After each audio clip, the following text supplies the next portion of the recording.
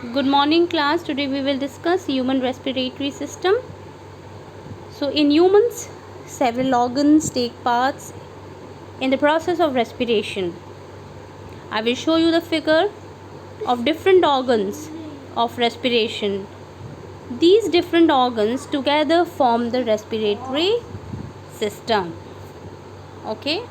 So here you can see the organs associated with respiratory system. We have nostrils, we have nasal cavity, you can see windpipe, bronchi or lungs, bronchioles, alveoli, larynx and pharynx. So air enter our body through the nostrils.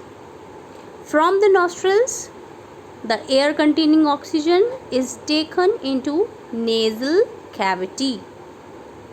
From here, it goes down to the windpipe or trachea. From trachea, it goes to two smaller tubes called bronchi. One bronchus, here you can see we have two lungs. So, from here it goes down the windpipe or trachea. From the trachea it goes to two smaller tubes which is called as bronchi. One bronchus enter into each lungs as you can see here, and inside the lungs each bronchus divides repeatedly into the large number of small branches which is called as bronchioles. Each bronchioles and a number of air sacs. These air sacs are known as alveoli. The wall of the alveoli have large number of very thin blood capillaries. Okay, so you can see here the air is entering from the nostril. It moves towards the nasal cavity. From the nasal cavity it moves towards the windpipe or the trachea, and from here you can see that how the trachea is divided into bronchus. Okay, each side we have two lungs. One bronchus enter into each lungs, and you can see inside the each bronchus it will have various small branches which are called as bronchioles. Each bronchiole and a number of air sacs which is called as alveoli. So here we can see a structure that is alveoli, and the wall of the alveoli have larger number of very thin blood capillaries. Okay, so the air can diffuse, the oxygen and carbon dioxide can diffuse in and out of the lungs through these alveoli. Okay, so during inhalation you know that breathing in is called inhalation. Of course, our lungs are present in our chest cavity, and this cavity is surrounded by ribs. Okay, we have a rib cage like structure which is called as rib cage, and in the center we can see we have a large muscular sheet which is called as diaphragm that will form the floor of the chest cavity. Now children, when you so have you ever noticed that how your chest goes up and down as you breathe in and out? So this expansion and compression movement of the chest cavity help in sucking in oxygen and squeezing out carbon dioxide from the walls of the lung. So during inhalation, when you inhale, the ribs move up.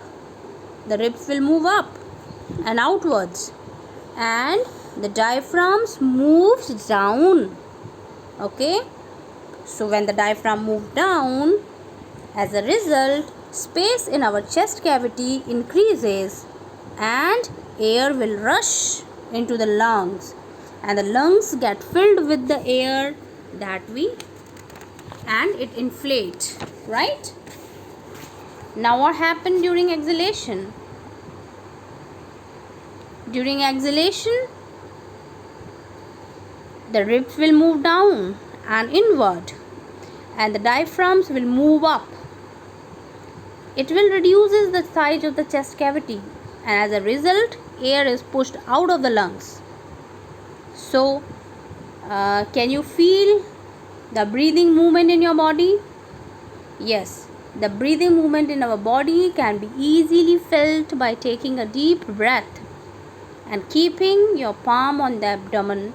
The movement of the abdomen and the expansion of the chest cavity can be felt with your palm. Okay.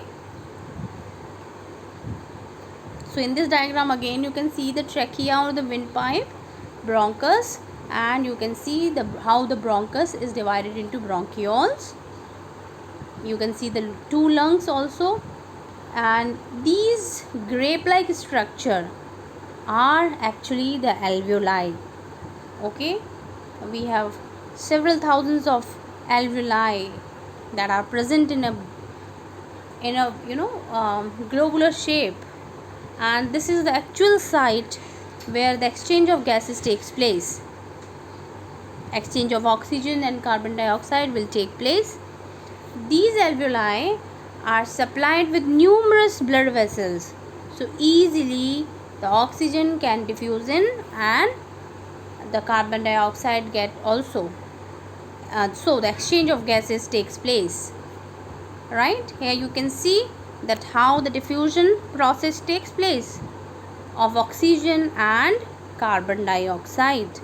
Okay, so alveoli is the actual site for the gaseous exchange. And you know that when we breathe in oxygen and we breathe out carbon dioxide. Okay, one activity is also given in your book, activity 9.6, activity 9.7. all these activities have to be performed. You have to perform these activities. Okay, so these activities will show you that the exhaled air contains carbon dioxide and water vapors are present in the exhaled air. So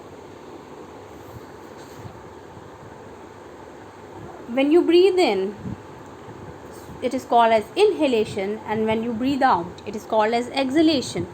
So one inhalation and one exhalation together will make a one breath.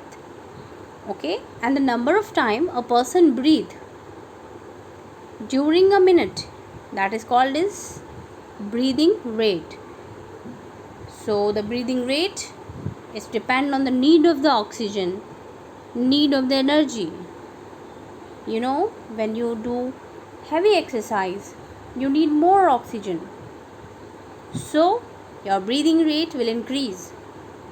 Average breathing rate of a person will be 12 to 18 breaths per minute, and this breathing rate will increase during heavy movements, heavy exercise. It may reach up to 25 breaths per minute. Breathing rate during relaxed state also, it may goes down as you are sleeping or you are at the resting state. Your breathing rate will slow down, and that may be 10 to 12 breaths per minute. Okay, so the exhaled air contain carbon dioxide and water vapors are also present in the exhaled air.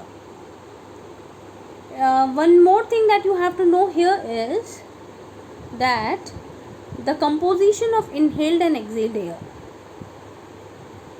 Oxygen we are inhaling, that is inhaled air 21%, and exhaled air the content of oxygen will be 16.4%.